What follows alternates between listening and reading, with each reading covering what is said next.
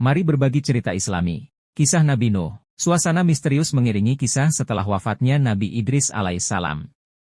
Iman masyarakat menipis, dan iblis semakin gencar menggoda. Patung-patung dibuat, awalnya untuk menghormati, tapi akhirnya menjadi objek penyembahan. Nabi Nuh, sang pembawa cahaya Nabi Nuh, penerus Nabi Idris, muncul sebagai pribadi yang kuat, sabar, dan bijaksana.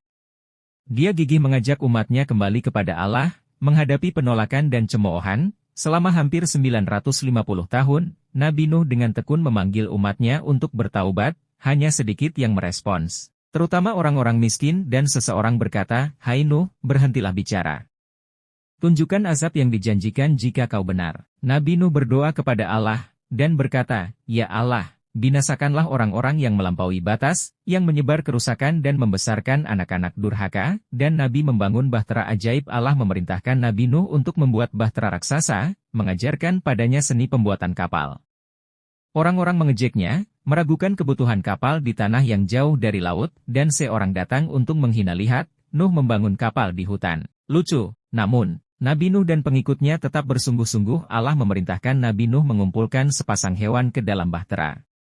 2 demi 2, jantan dan betina, binatang-binatang masuk ke dalam bahtera bersama para mukmin, sementara yang lain mencemooh. Semua ketika para mukmin mencari perlindungan di dalam bahtera, langit gelap, angin kencang, hujan deras. Air banjir menghancurkan segalanya.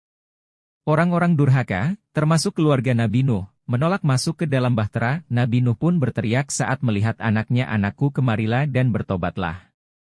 Tetapi dia menjawab, "Aku akan mendaki bukit tinggi. Pasti aku akan selamat." Sedih melihat anaknya ditelan banjir, menerima ketentuan, "Anakku, masuklah ke dalam bahtera ini. Hanya yang di dalam bahtera yang akan selamat." Setelah sekian lamanya, banjir surut, bahtera berlabuh di tanah. Dalam syukur, para mukmin bersujud.